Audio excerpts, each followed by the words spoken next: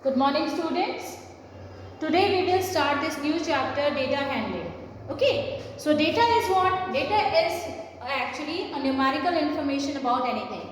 So how to solve the questions which is related with data handling? First thing is collecting data. This is the first step which is needed. It means that if you represent any data in some form, the first step is the collecting data. You have to first collect the data, and then next is organizing data. It means that you have to arrange all these data in ascending or descending order so that we can easily represent them. Okay. Now next is representative values. So first what we have done, collection of data. Next step is organizing the data, whether it is in ascending or descending order. And the third step is representation. So representation in the sense, if you want to represent any data in pictorial form, so there are different forms like pictographs, bar graphs, histograms, pie chart. These are the different methods by which we can represent any data, okay, in pictorial form, so that you can easily understand this. So these are the methods by which we can use in this data handling chapter. We will discuss this later. And here I am going to explain you one more thing, which is arithmetic mean. Arithmetic mean. What does it mean? This is actually sum of all observations by number of observations. This is the formula of finding out mean of any given data. So here sum of all observations. So whatever the informations which are in the form of data, that you have to add them first and then divide it by number of observations. So this is the formula of arithmetic mean. Now next, how to apply this in different questions which is given in an exercise. So here I have chosen a question from exercise 3.1 NCERT, question number 2. Here, organize the following marks in a class assessment in a tabular form. So it means that you have to represent all these data in form of table, and then so there are some questions are also included which you have to find out the answers. Okay, so what will we do? Here the data which is given in unorganized way, like 4, 6, 5, 7, 3, 5 and so on. So very first thing you have, this is actually what? Collection of data. These are the data which we have collected. Now next is organizing data. So you have to organize all these data in ascending form. So what will you do? We have to arrange all these data in ascending form. So here you can see that arrangement and ascending order. I am arranging all these data in ascending order. So first 1, 2 times, and then 3, 4, 3 times, and then here it is 5 times. And then how many times 6 is there? 1, 2, 3 and then 4. Okay, 4 times 6 and then 2 times 7, 1 and then 2 times 7 and then 8, how many times? 8 one time and 9 also one time.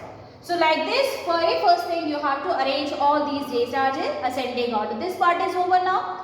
Now according to the question, we have to arrange these data in tabular form. So what is needed here?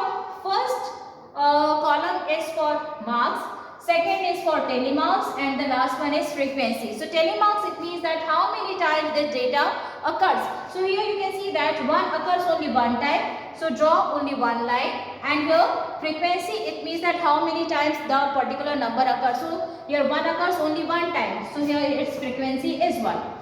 Similarly, here you can see that 2 times. So draw these 2 lines and frequency is 2. Now 3 only one time. So here the frequency of it also of one time only. 4 how many times? 3 times. So 1, 2, 3 and here it is also 3. 5 times. So you have to draw 5 lines. 1, 2, 3, 4 and then 5. This diagonal line, it shows 5, fifth line. Okay. So here number of observations or frequency of 5 is 5. Now 6, how many times? 4 times. So draw 4 lines, 1, 2, 3, 4. Here it is also 4. 7, 2 times. So 2 lines. Here the frequency is 2. 8, 1 time. Frequency is 1. and 9 also 1 time. So this frequency is also 1. Okay. Now this table is over now. What will be is next? Now I have to solve the questions which is given here. I am erasing this side now.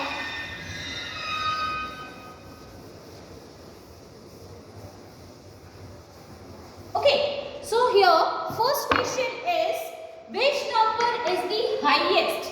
So highest number is obviously 9. So the highest number is 9. Okay, now bit number 2, the question is given here. Lowest number, which number is the lowest? So which number is the lowest? Here 1 is the lowest number. So here you write down 1. Now third question, what is the range of the data? Okay, there is one more formula which is needed. Range is difference between highest value and lowest value. So difference between highest and lowest value. Okay, so here you can see that highest value is 9 and lowest value is 1. So 9 minus 1 gives you 8. So what is the range of all these data? It is 8. Range of the given data is 8. Okay, done. Now next, find the arithmetic mean. As you know the formula, mean is equals to sum of all observations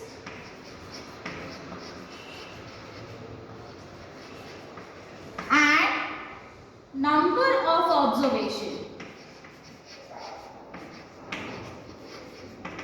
Okay, sum of all observation, it means that you have to add all these data. So you just add it now. 1 plus 2 plus 2 and then 3, 4, 3 times like that up to 9.